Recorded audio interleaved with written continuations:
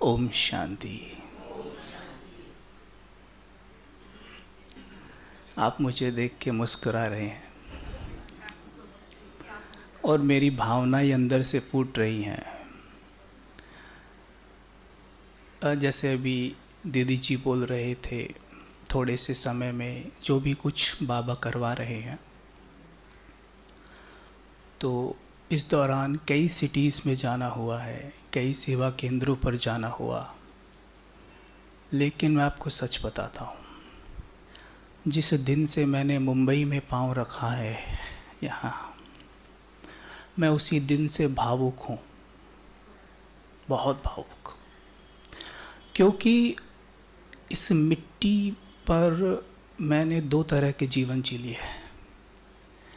जैसे ही जब मुंबई में आए थे, जब 2009 में आए थे, 2009 में या 8 में आए थे, तो उस समय का जीवन मुंबई, तो क्योंकि एक छोटे से गांव से आए थे ना, बिल्कुल, तो मुंबई तो बहुत बड़ा शहर है। कहाँ नोएडा में एक छोटा सा एक छपरौली नाम का गांव है, जहाँ अब तक कुछ वर्षों पहले तक लाइट भी नहीं थी। तो जहाँ कच्चे घर थे, उनमें हमारा बचपन तो बीता ही है। कहाँ मुंबई में आना तो चकाचौंध देखना, ढंग से बोल भी ना पाना, और फिर मेहनत करना बहुत। बाबा देखो, उस वक्त मैं तो बाबा को नहीं जानता था, पर कराने वाला तो वही था ना, तो वो करा रहा था। तो जब से मैं यहाँ आया हूँ ना, तो भावुक हूँ। और जैसे ही इस सेवा केंद्र पर आया हूँ, जब से यहाँ आया हूँ, तो मुझे ऐसा लग रहा है कि मैं मधुबन में हूँ। मुझे ऐसा लगता है कि जैसे मैं पांडव भवन में हूँ और मैं बाबा की संदली पर बैठा हूँ, जिस पर स्वयं ब्रह्मा बाबा, दादियाँ बैठी हैं। राइट। ये मेरा सौभाग्य देखिए आप, कि कल तक मैं वहीं बैठता था, पीछे लोखंडवाला सेंटर की वहाँ पीछे एकदम, और आज बाबा मुझे अपनी संदली पे बिठा रहा है। मेरा सौभाग्य देखिए आप। तो मैं भावुक क्यों ना हो? तो मेरी समझ में नहीं आ रहा मैं आपसे क्या बातें करूं। बोलने को बहुत कुछ है, लेकिन भावनाओं का सागर अंदर से उमड़ रहा है। तो अगर ऐसा हो बीच में, तो आप संभाल लिएगा, ठीक है? हाँ, वैसे कभी कभी होता है ऐसा, लेकिन यहाँ हो रहा है। आत्मा अपने भाग्य को सराह रही है अंदर ही अंदर। पता नहीं, ऐसा लग रहा है कि वतन में खड़ा हूँ, बाप दादा सामने हैं, दादियाँ भी सामने हैं, और पुष्पों की वर्षा हो रही है। ऐसी फीलिंग आ रही है। अनुभव सुनाने के लिए कहा है, थोड़ा सा सुनाता हूँ। हंसी भी आएगी तो हंसना, शायद इससे मुझे भी थोड़ा लाभ होगा, मैं भी नॉर्मल हो जाऊंगा। क्या होता है, जब कोर्स हो गया था, अभी वहाँ पे ना नीलम दीदी को सुनाया था। बहुत हंसे यार, ये सुनाओ, ये अभी क्लास में हुई थी, ये सुनाओ ज़रा। अभी यहाँ पे भी सुना देता हूँ। 15 दिन हो गए थे ज्ञान में। नम्रता दीदी लोखंडवाला सेंटर से निमित्त बने थे कोर्स कराने के। कोर्स हो गया। पूछा एक दिन, आप कैसे योग करते हो? उन्होंने बताया कि मैं 2 बजे उठती हूँ, 2 से 5 ऐसे योग करती हूँ। मैंने कहा, मैं भी 2 बजे ही उठूँगा आज से, और मैं भी ऐसे ही योग करूँगा। अगले ही दिन मेरे फ्लैट पे पार्टी थी। मॉडल्स वीकली पार्टी किया करते थे, इस बार मेरा नंबर था, मेरे फ्लैट पे थी। पार्टी करते करते 1 बज गया। जो मैं बताने जा रहा हूँ, मुझसे नफ़रत मत करना, वो तब का कबीर है, अब का नहीं, ठीक है? तो ढेर सारी अल्कोहल, ढेर सारा नॉनवेज, ढेर सारे जो भी नशे की चीज़ें होती हैं, वो सब इस रथ में डालते थे। कोर्स भले हो गया, लेकिन संस्कार नहीं बदला है। बाबा का नशा चढ़ा है, किक लगी है, पर अभी संस्कार नहीं बदले। इतने कड़े थे, इतने कड़े थे। मुझे ऐसा लगता है कि जितने भी मेरे मॉडल फ्रेंड्स थे उनमें शायद सबसे ज़्यादा काम, क्रोध, मोह, लोभ, अहंकार की डिग्री मेरे पास थी। सबसे ज़्यादा अहंकार मेरे में था, क्रोध मेरे में था, सब विकार मुझ में थे। उनका डॉन था मैं, तरीके से आप कहें। और एक बात मैं आपको बता दूं, जिस दिन मैंने फिल्म इंडस्ट्री छोड़ी, इसलिए बता रहा हूँ, बाद में पता नहीं याद रहे ना रहे, जिस दिन वो फील्ड छोड़ा मैंने सबसे पहले अपना सिम तोड़ के फेंका था कि कोई भी पास्ट का व्यक्ति मुझे पीछे नहीं खींचेगा, इसलिए मैं किसी के कांटेक्ट में नहीं हूँ। मैंने अपना फेसबुक अकाउंट डिलीट कर दिया था, किसी को भी नहीं पता कि मैं कहाँ हूँ। एकदम से सब कुछ अलग। तो जब ये पार्टी चल रही थी, 1 बज गया, सब जाने लग गए, फुल नशा चढ़ा हुआ है। मुझे याद है मैंने एक बार ऐसे चेहरा करके देखा था उसी टाइम पे, तो छत ऐसे घूम रही थी जैसे फैन घूम रहा है, ऐसा मुझे प्रतीत हो रहा था। और मेरे अंतर मन में एक आवाज़ गूंज रही थी कि 2 बजे से योग करना है। जिद देखिए आप, दृढ़ता भी कह सकते हो कि दीदी ने कहा वो 2 से 5 करती है, मैं भी 2 से 5 आज करूंगा ज़रूर, ठीक है, ज़रूर करूंगा। और मुझे याद है क्योंकि उस दौरान मैं बाबा की कास्केट ले आया था और मेरे रूम में वो लगी हुई थी। आप बचपना देखिए, 1 बज रहा है घड़ी में और मैं सोफे पे बैठ के घड़ी की तरफ बार बार देखता हूँ कि 2 कब बजे और मैं अपना योग शुरू करूँ। अगर करना था तो तभी से कर देता ना, लेकिन 2 बजे से ही करेगा, ठीक है जी, 2 बजे से करेंगे। 2 बजे उठा, बाथरूम में गया, चेहरा पे पानी मारा, आया, बैठ गया, पूरा ऐसे हिल हिल के चल रहा हूँ, इतना नशा कि चल भी ढंग से नहीं पा रहा हूँ। आके बैठ गया, बेड पर बैठा, बाबा की कास्केट देख रहा हूँ, लाइट की तरफ देख रहा हूँ, एकाग्र बैठा, हिल रहा हूँ। और अंदर से इतना घबराया हुआ, इतना डरा हुआ कि पूछो मत आप, बहुत ज़्यादा डरा हुआ। शायद कभी मैं इतना नहीं डरा हूँगा अपने जीवन में, पहले भी कम डरता था, अब तो बिल्कुल नहीं, लेकिन उस दिन बहुत ज़्यादा डरा हुआ था, इतना डरा हुआ कि पूछो मत बस आप। शायद अंदर का रावण आज राम से डर रहा था।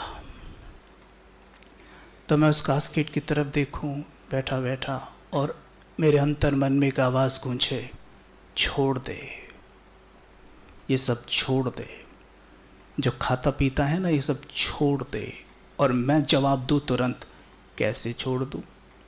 अगर छोड़ दूं तो मेरी मॉडलिंग का क्या होगा, मेरी तो बॉडी ख़राब हो जाएगी। 20 तरह की चीज़ें मेरे मन में उठें। फिर आवाज़ आई ज़ोर से, छोड़ दे। मैंने कहा कैसे छोड़ दूं? मेरे और बाबा के बीच में चल रहा है, या कहे राम और रावण के बीच में ये हो रहा है। नहीं, छोड़ दे। और मैं डर भी रहा हूँ कि आज तेरा गर्दन पे चलेगी ज़रूर, मैं इतना डर रहा हूँ। छोड़ दे, नहीं, चल रहा है। बारिश का मौसम था, तेज हवा चल रही थी, एकदम से जोर से खिड़की खुली, धड़ाम, और बाबा की कास्केट एकदम नीचे पड़ी, जाके धड़ाम गिर गई।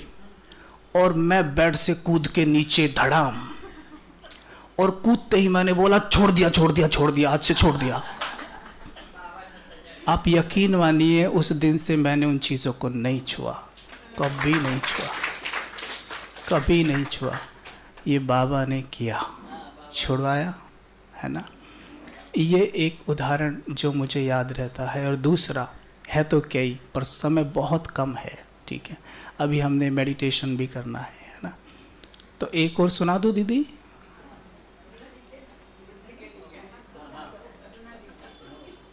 तो दूसरी बार ऐसा हुआ जब मुझे ज्ञान में चलते हुए 2 महीने हो गए।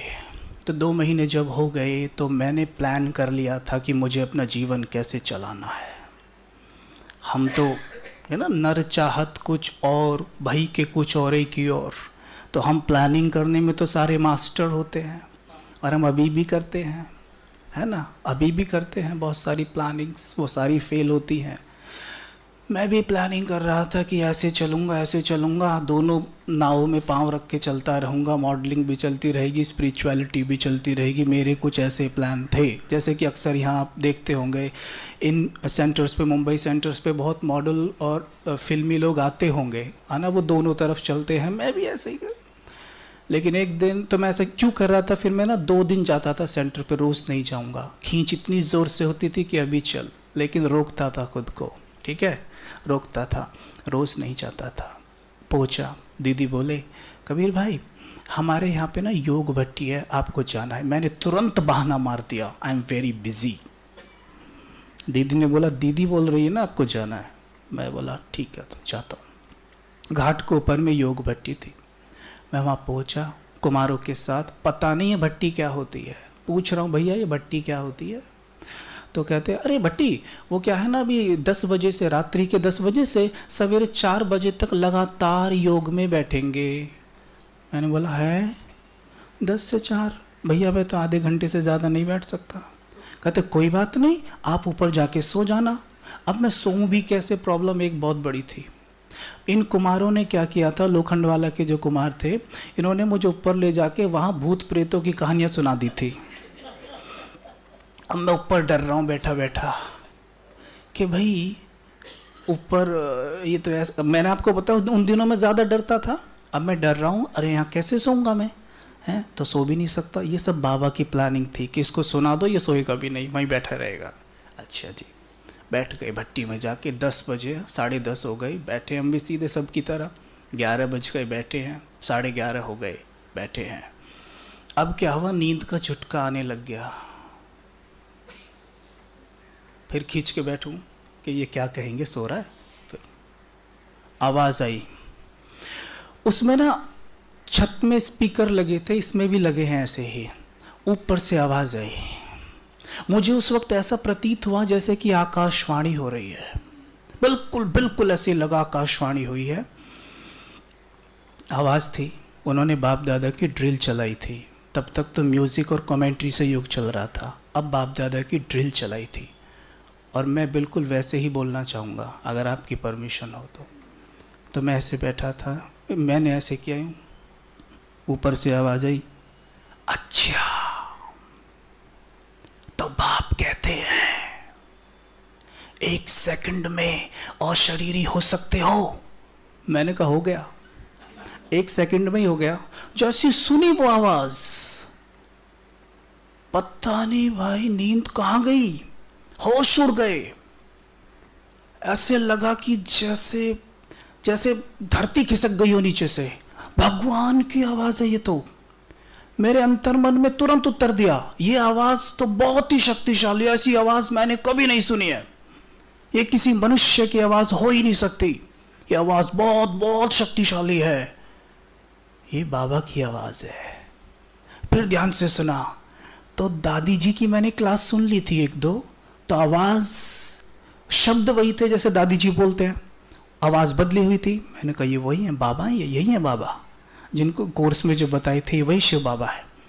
मेरे को इतनी खुशी इतनी खुशी इतनी खुशी कि भगवान की आवाज़ सुन रहा हूँ। मैं कौन हूँ? अरे भगवान मुझे अपनी आवाज़ सुना रहा है। अरे वो ईश्वर जिसके लिए लोग लाइनों में खड़े रहता है, जिसके लिए मंदिरों में लाइनें लगती है, मस्जिदों में अजान होती है, चर्च में लोग लाइनें लगाकर दीपक लगाते हैं, और यहाँ भगवान मुझसे कह रहा है कि 1 सेकंड में अशरीरी हो सकते हो। मैंने कहा भाई मैं कौन हूँ? मेरा हार्ट बीट बहुत बढ़ गई है, ऐसे हाथ काँप रहे हैं, खुशी में आंसू बह रहे हैं। मेरे जीवन में ऐसे 3-4 वाक्य हुए हैं आज तक जब मेरी आंखों से आंसू निकले हैं, और उस बस मैं ये सोचता जाऊं और मेरी आंखों से आंसू बहते जाए। इतने निकले कि पूछो मत, सारे कपड़े गीले हो गए और मैं सीधा यूं ही बैठा रहूं और सोचता रहूं। वही लाइन मेरे कानों में गूंजते रहे कि मैंने भगवान की आवाज़ सुनी है। मुझे कोई भान नहीं हॉल में कौन बैठा है, मुझे शरीर है भी या नहीं, कुछ नहीं पता मुझे। फिर 12:30 और 1 थोड़ा सा ब्रेक दिया। ब्रेक में उठ के मैं गया ऊपर, सीधा चल रहा हूँ बिल्कुल यूँ जैसे मुझे शॉक लग गया हो, मुझे कुछ नहीं पता है। ऊपर कुमार जो थे मस्ती कर रहे हैं, उनमें से एक भाई को मैंने पूछा, लॉटरी लगी थी, विश्वास नहीं हो रहा है। मैंने कहा भैया ये जो आवाज़ थी ये किसकी थी? तो उसने बोला वो, हाँ वो, अरे वो तो शिव बाबा थे। बड़ा आराम से बोला। मैंने बोला शिव बाबा, भगवान? कहते हाँ वही तो करा रहे हैं सब कुछ। बस इतना उसका कहना था और मेरे आंसू फिर से छलकने शुरू हो गए। अरे मैंने भगवान की आवाज़ सुनी है यार। बताओ, जब मैं भगवान मुझे आवाज़ सुना रहा है, मैं कितना भाग्यशाली हूँ।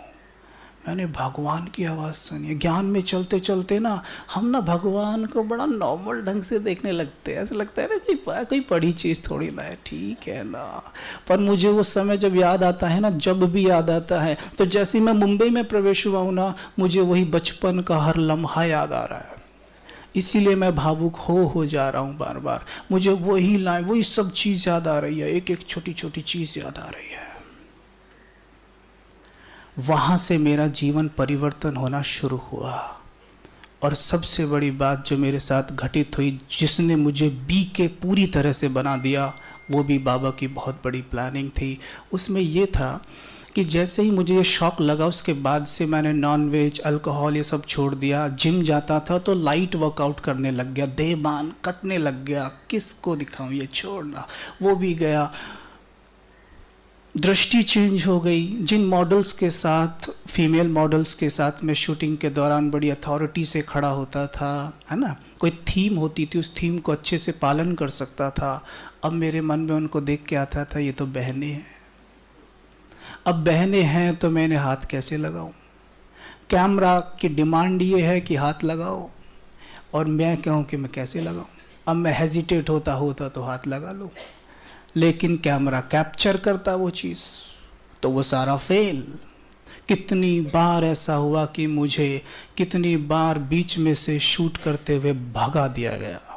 कितनी बार ऐसा हुआ और मेरा दिल टूट जाता था बिल्कुल। मेरी समझ में नहीं आता था कि मैं क्या करूं। मेरी समझ में नहीं आ रहा मैं क्या करूं। मैं बार बार कहता था बाबा आपने मुझे क्यों चुना है? मैं ऐसे चल रहा है, जेब में पैसे ख़त्म होते जा रहे हैं, मॉडल्स के पास सेविंग होती नहीं है, बहुत अय्याश होते हैं, बस उड़ाना जानते हैं। कोई भी नहीं थी सेविंग, और शूट्स भी छिनने लग गए। पैसा जेब में कुछ नहीं, घर से ज्ञान में कोई था नहीं जब। अब तो सभी ज्ञान में, पूरी फैमिली ज्ञान में है, कोई भी ज्ञान में नहीं था। किसको क्या बताऊं?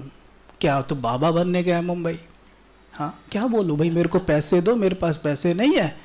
वो क्या मुझे पैसे देंगे? दे देंगे चलो, लेकिन बातें कितनी सुनाएंगे? हिम्मत ना हो कहने की। और सबसे बड़ी बात, किसी से भी, फ्रेंड से भी मांगने की हिम्मत ना हो। क्यों?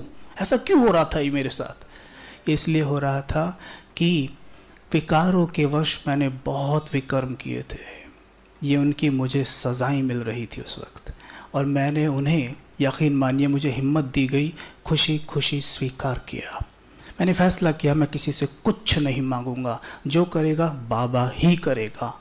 अगर उसे मेरी मदद करनी है तो वो खुद भेजेगा, मैं किसी से कुछ नहीं बोलूँगा। अब ऐसा हुआ तो रूम में कुछ भी नहीं खाने को नहीं तो क्या करें। एक दिन प्रोटीन का एक डब्बा था मेरे पास, उसमें से एक चम्मच लेके खा लेता था। एक दिन बीता, 2 दिन बीते, 3 दिन बीते, 4 दिन बीते। 4 दिन हो गए, कुछ नहीं खाया है, पानी और वो प्रोटीन की एक चम्मच, जिससे मैं जीवित हूँ थोड़ा थोड़ा।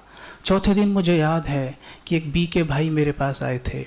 उन्होंने मुझसे बोला, कबीर भाई ओम शांति। बड़े एक्साइटमेंट में मैंने कहा ओम शांति। बोले तबीयत ख़राब है क्या? मैंने कहा हाँ थोड़ी है। अच्छा कोई बात नहीं, मैं बाबा से योग लूँगा, आप ठीक हो जाओगे। मैं हाँ।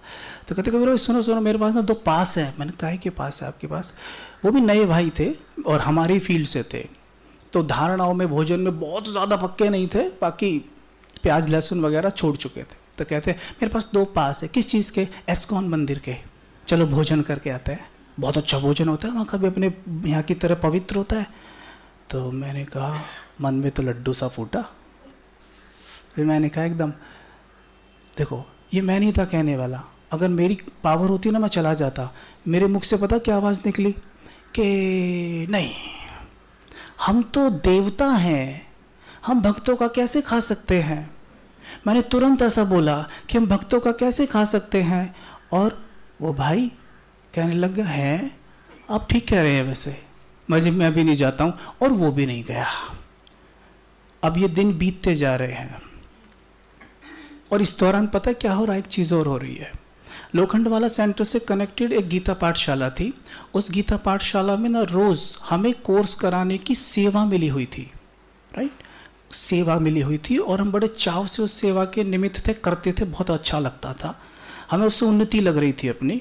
और वो क्या था, हमारे रूम से 2.5 किलोमीटर दूर था, तो आना जाना 5 किलोमीटर, जेब में पैसे नहीं तो गाड़ी में पेट्रोल नहीं, हम पैदल जाते थे, पैदल आते थे, राइट, पैदल जाते थे, पैदल आते थे, पेट में कुछ नहीं, सारे रास्ते यही सोचते जाते थे कुछ खाने को मिल जाए, आते भी सोचते जाते थे कुछ खाने को मिल जाए, ठीक है।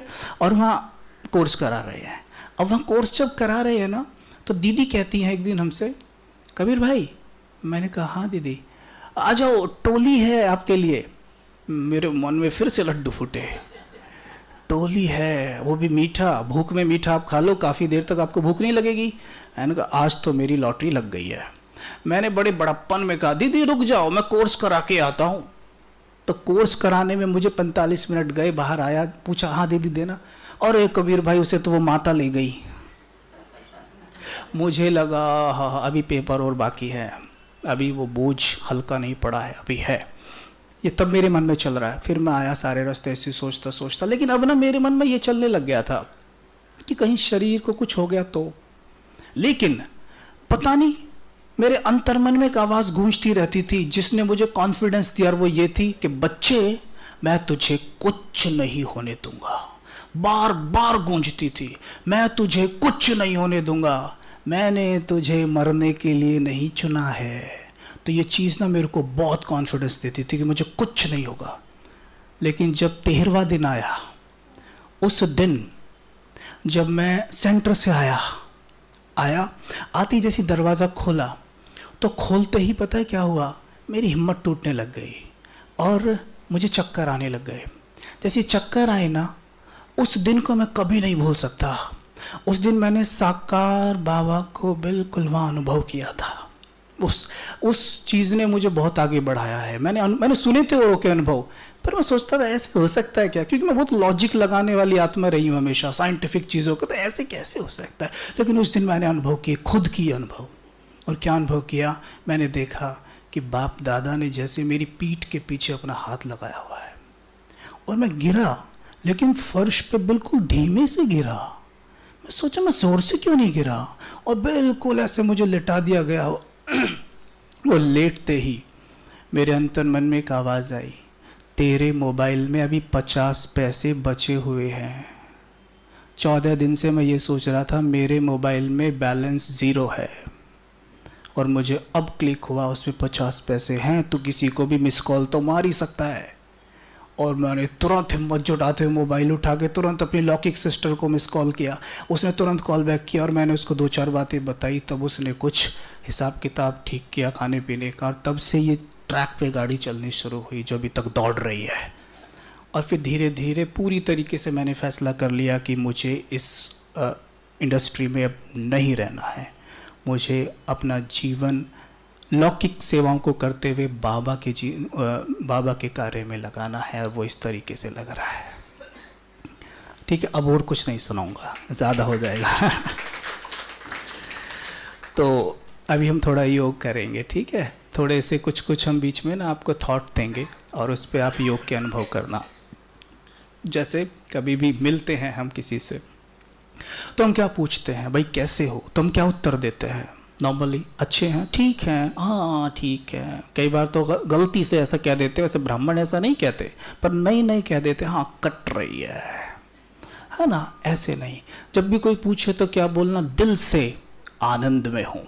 Use a word Anand, the most powerful word, कोई ऑपोजिट ही नहीं है इसका, आनंद में हूँ। जैसे कोई बोले कैसे हो, आनंद में हूँ। रिहर्सल करो इसका।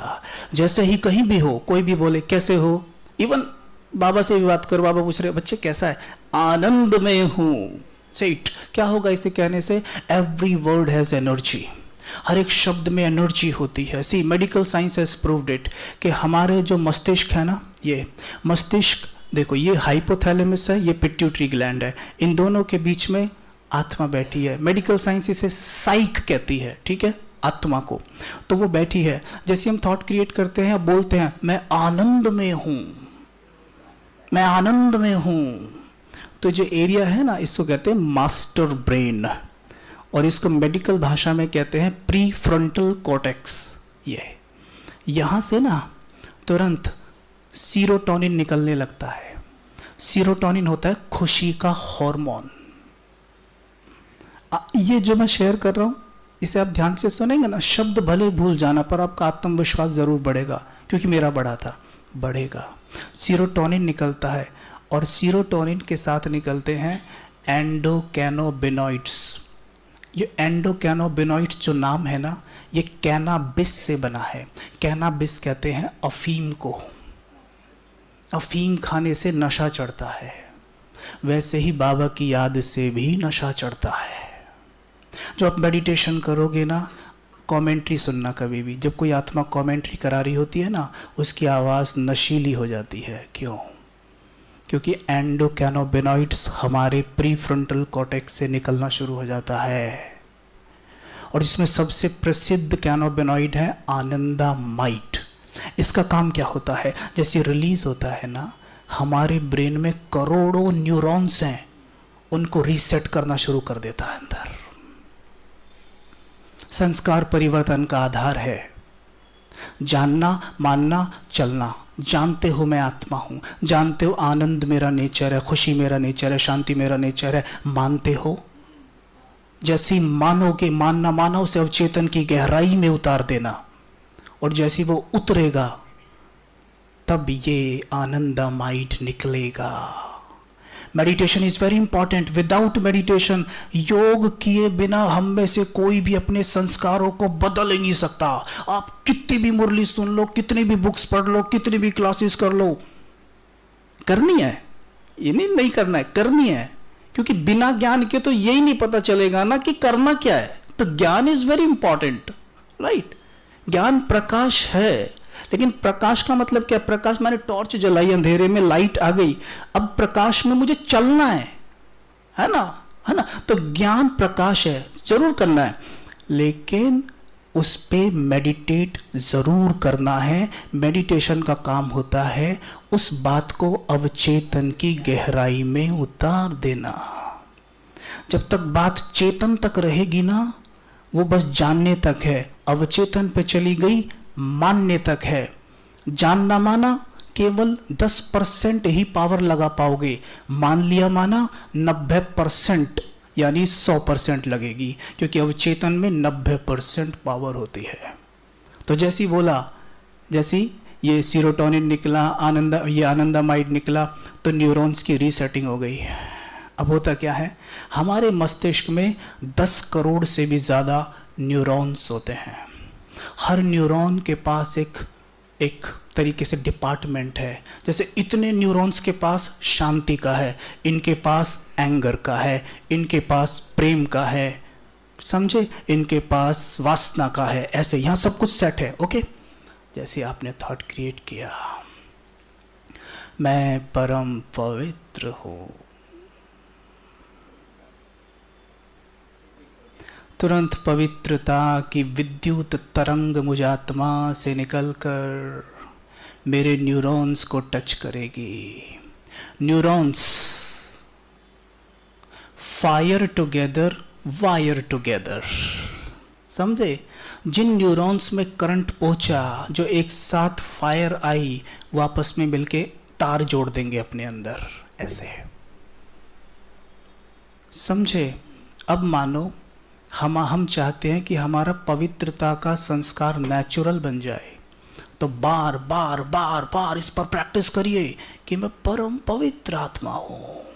पवित्रता, सीधे बैठिए, मैं आपको कमांड देता हूँ और आपने यहाँ देखना है। देखेंगे मस्तक के बीचों बीच, मस्तिष्क के नीचे, जैसे इस क्लासरूम की सीलिंग के नीचे बल्ब चमक रहा है, वैसे ही मस्तिष्क के नीचे आत्मा रूपी बल्ब चमक रहा है। स्माइल के साथ, जितना स्माइल करेंगे ना उतना नेचुरल हो जाएगा। देखेंगे प्यार से, भीतर जाइए, देखिए, अच्छे से देखिए, स्माइल के साथ। छोटा सा बल्ब चमक रहा है।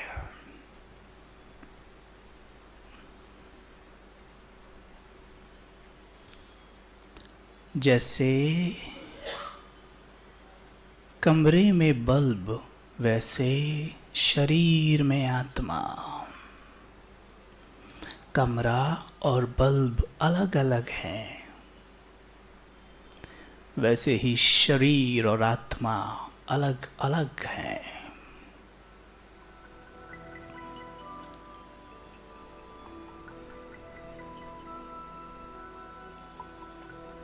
शरीर को अंदर से देखने का प्रयास करेंगे। भीतर चले जाएं शरीर के अंदर, अंदर से देखें।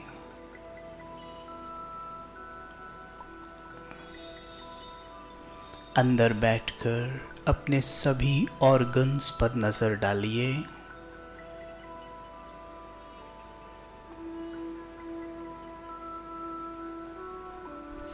अपने शरीर के अंदर सीट को छोड़कर चक्कर लगाइए।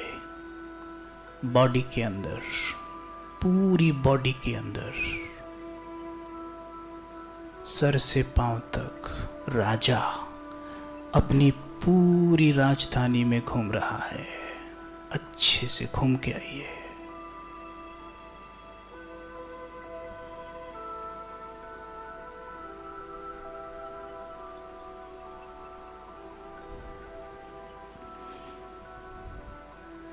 जिस ऑर्गन को ये राजा छू लेता है वो स्वस्थ हो जाता है।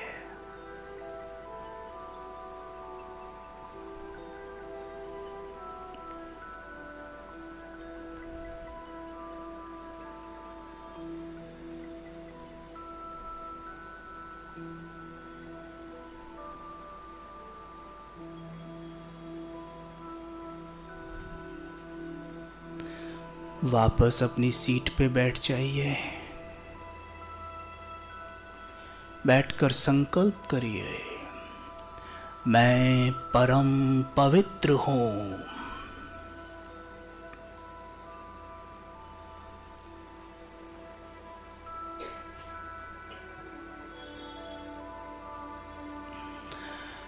पवित्रता की ज्योति हूं।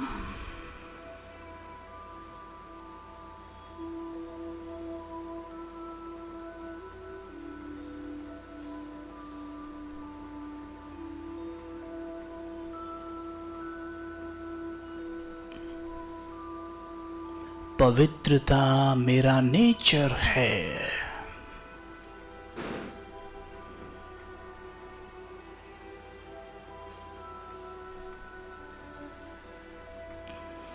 मैं हूं ही पवित्र।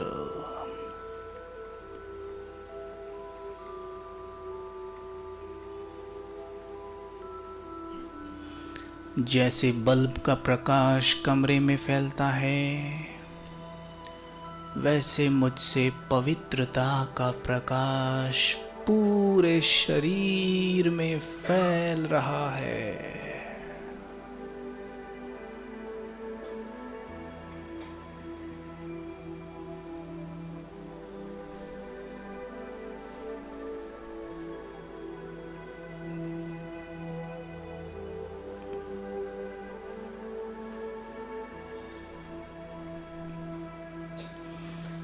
ये पवित्र धूप मेरे अंग अंग की सिकाई कर रही है।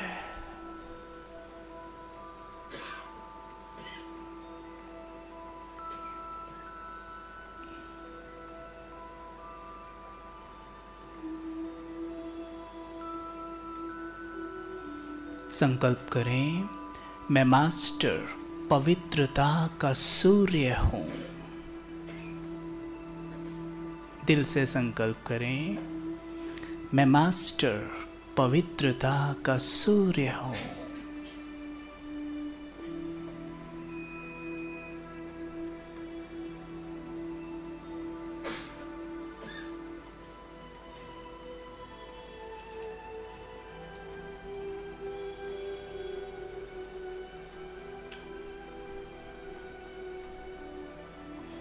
मुझसे पवित्रता की धूप संपूर्ण प्रकृति को मिल रही है, पंच तत्वों की प्रकृति को मिल रही है। मेरा अंग अंग पवित्रता से भर रहा है।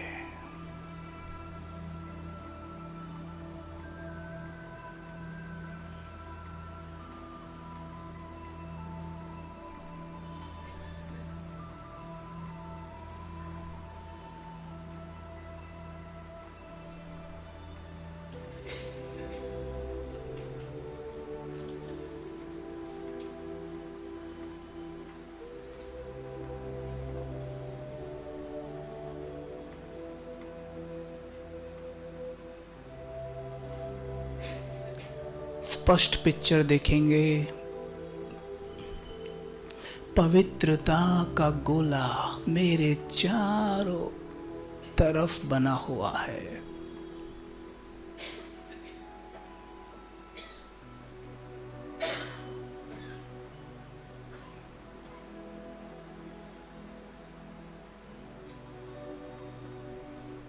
मस्तक के बीच में फोकस करेंगे। मुझसे पवित्र लाइट निकलकर मेरे मस्तिष्क में समा रही है।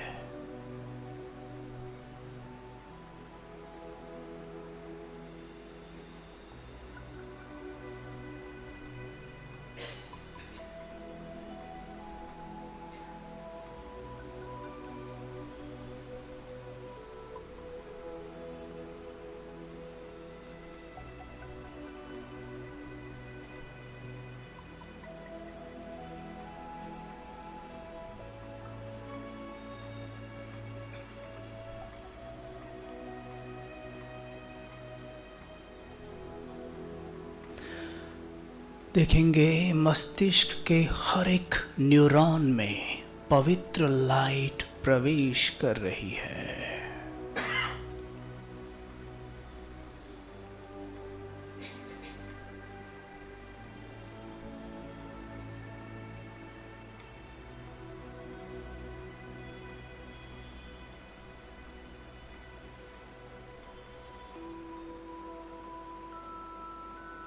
अपने मस्तिष्क को गौर से देखना। पूरा मस्तिष्क 1000 वॉट के बल्ब की तरह चमक रहा है।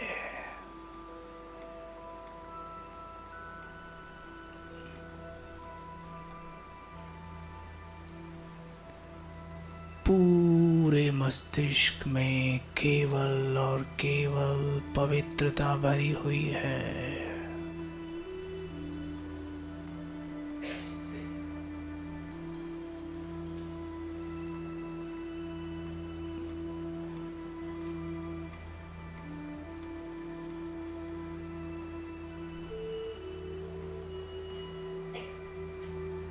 देखेंगे मैं आत्मा प्रकाश के शरीर सहित इस पंच तत्वों की देह से बाहर निकल जाती हूँ।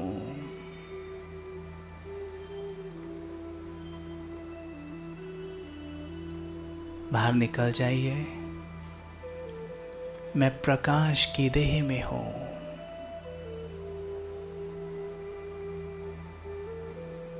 और अपने पंच तत्वों की देह को साक्षी होकर देख रही हूं।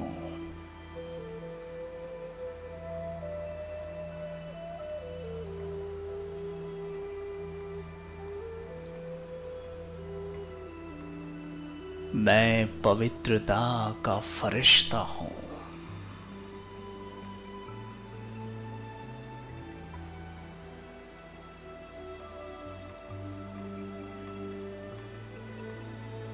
मेरे अंग अंग से पवित्र किरणें निकल रही हैं।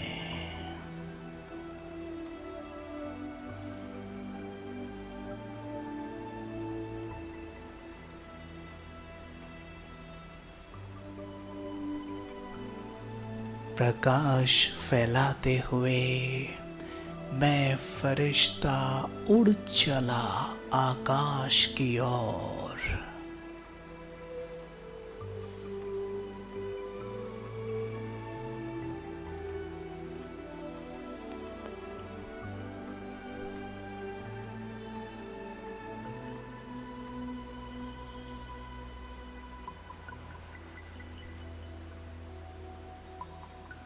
स्वयं को देखिए नीले आकाश के नीचे।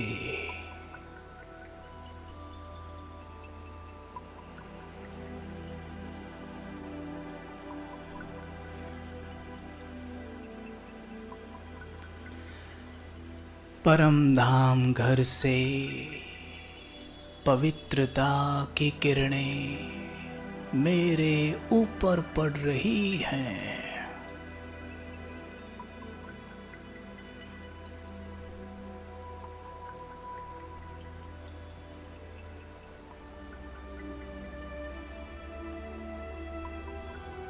बिल्कुल स्पष्ट देखिएगा।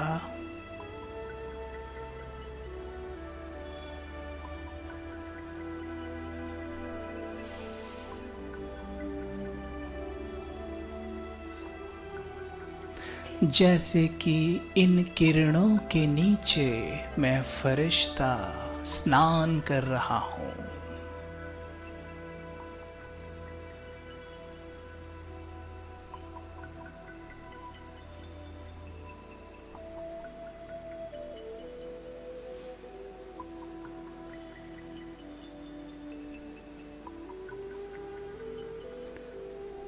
दूधिया प्रकाश की आभा मंडल में मैं फरिश्ता।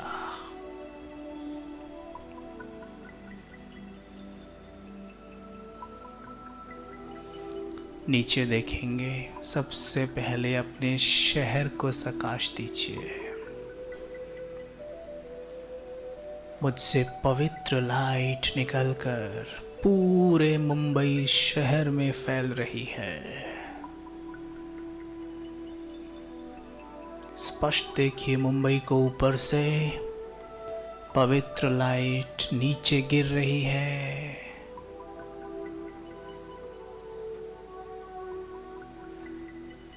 मुंबई शहर में पाठ बजा रही हर एक आत्मा के ऊपर लाइट पड़ रही है।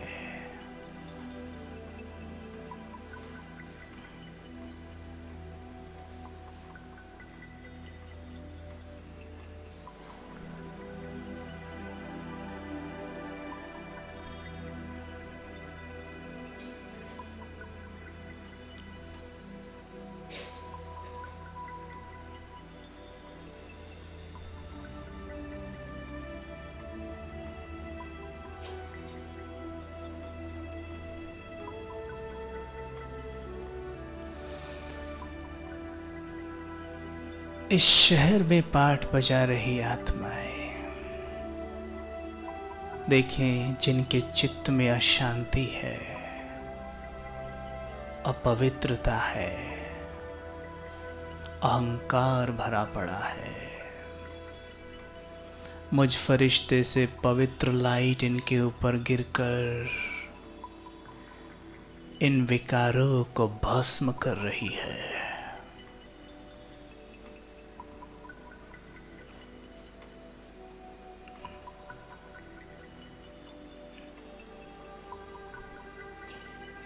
इन आत्माओं को सेवा केंद्र की ओर आकर्षण हो रहा है।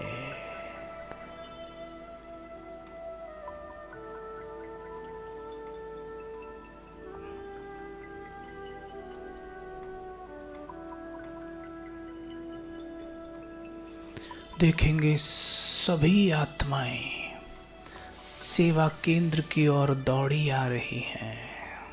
सब देवकुल की आत्माएं भागी आ रही हैं अपने आप। सेवा केंद्रों के बाहर लाइनें लग रही हैं।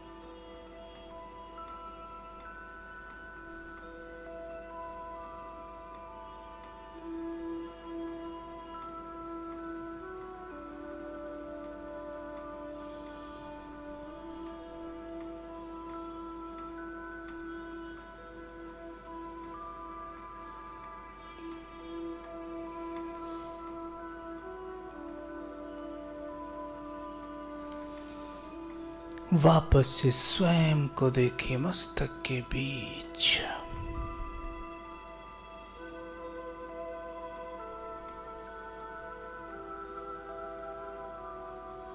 मैं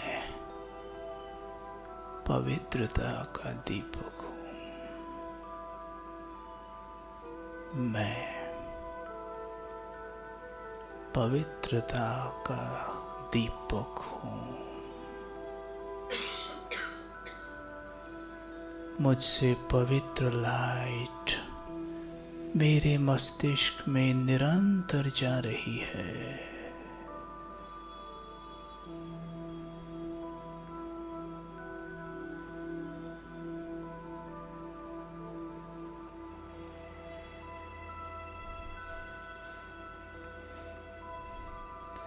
ओम शांति।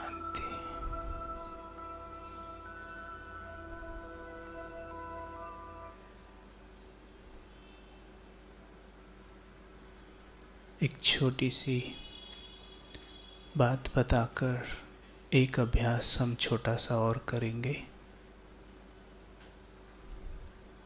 हालांकि ये नुमा शाम का समय है, मैं बीच में रोकना तो नहीं चाहता था, पर फिर पता नहीं कब मुलाकात होगी, तो थोड़ा सा कुछ एक और छोटी सी बात बता देता हूँ।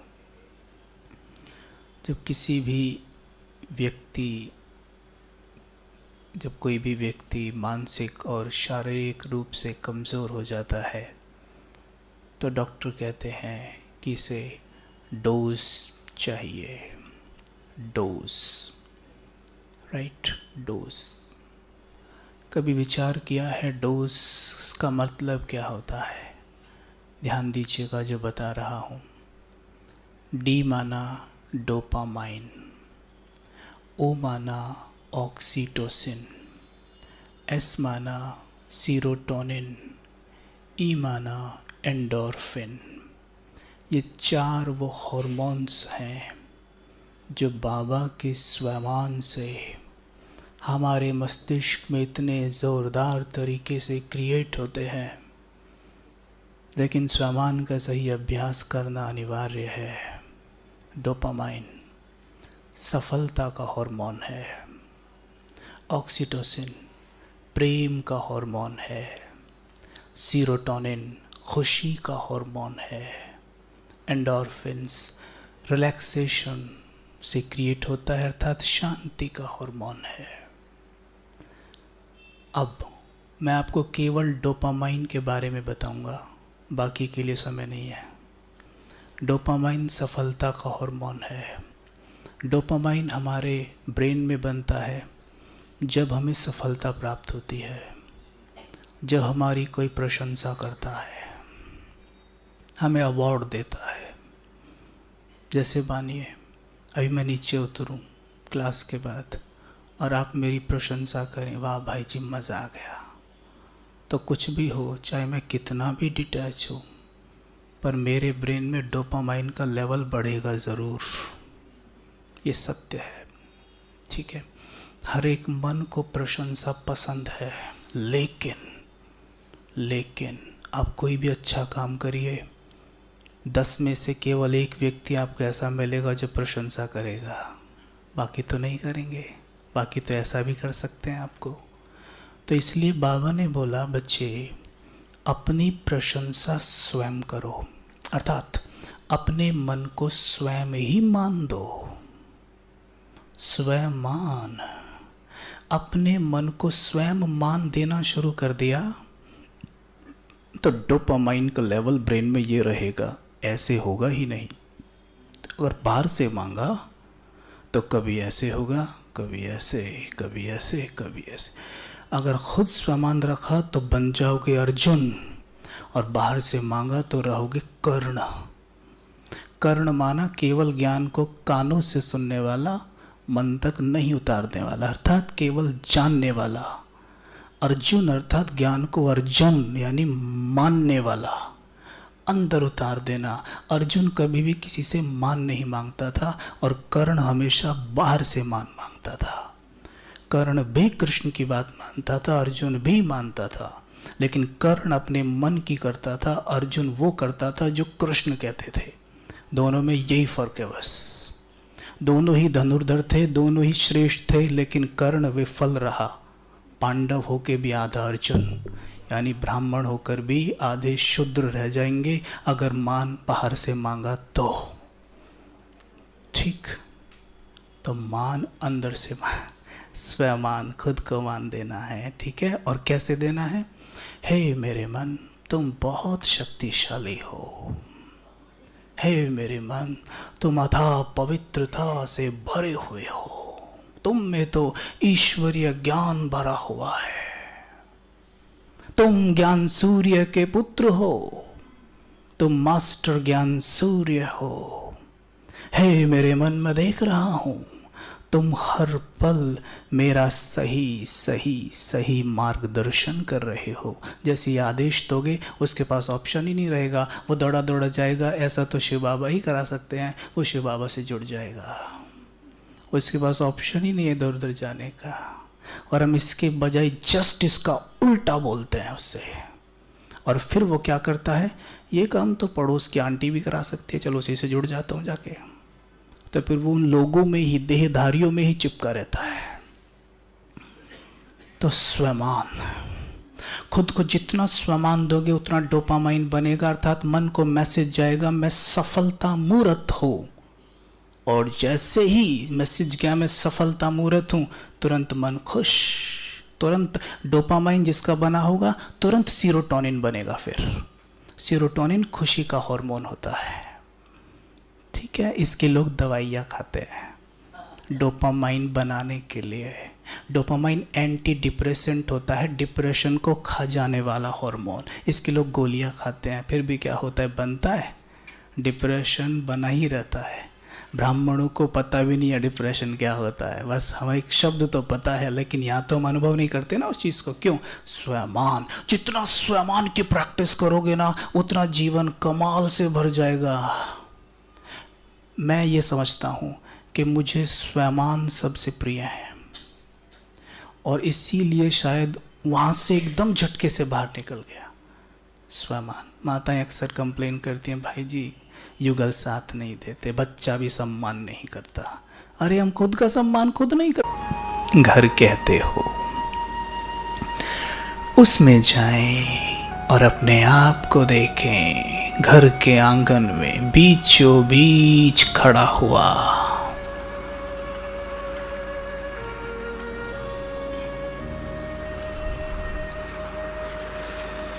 मुझसे प्रकाश निकल रहा है।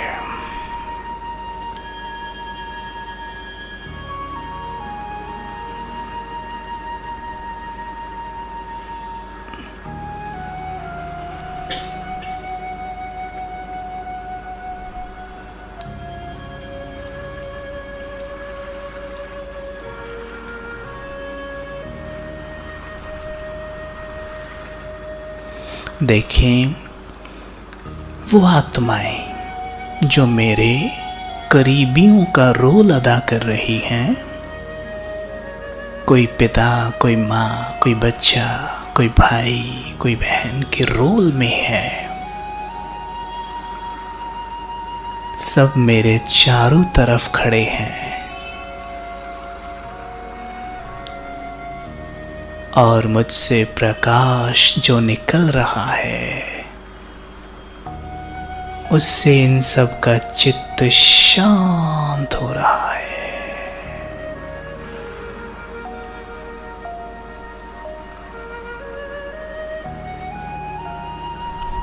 जैसे कड़ी सर्दी में सूर्य के नीचे खड़ा होने पर चित्त को चैन, हृदय को आराम मिलता है, रोम रोम पुलकित हो जाता है, वैसे ही इन सभी आत्माओं को मेरे पास खड़ा होकर लग रहा है मेरे पास खड़े होकर ये चिंताओं से मुक्त हो रहे हैं।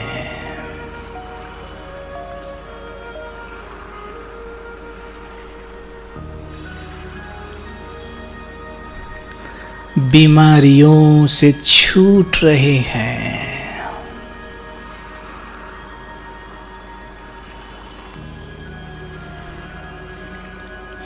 इनके चेहरे पर मुस्कान लौट रही है।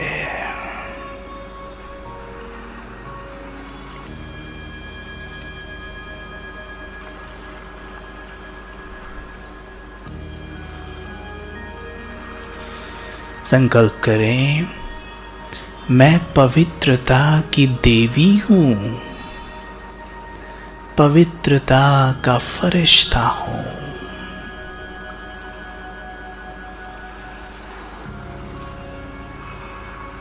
मुझसे जो मिलता है वो सब दुखों से मुक्त हो जाता है।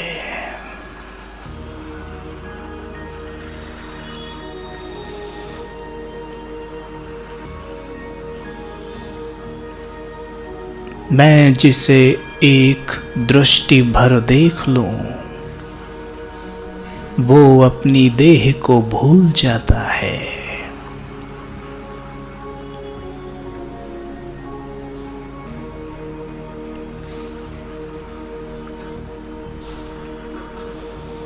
मैं भगवान का फरिश्ता हूं,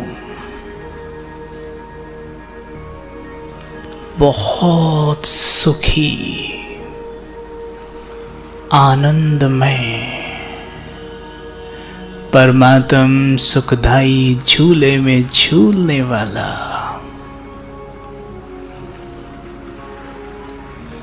सदा मौज में रहने वाला,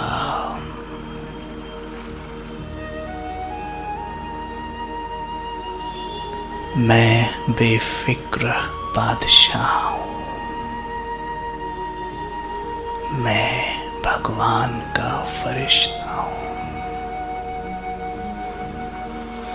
यही बातें रोज अपने मन को चलते फिरते बोलना। हे मेरे मन, तुम ये हो, तुम वो हो, मन व्यर्थ से मुक्त हो जाएगा।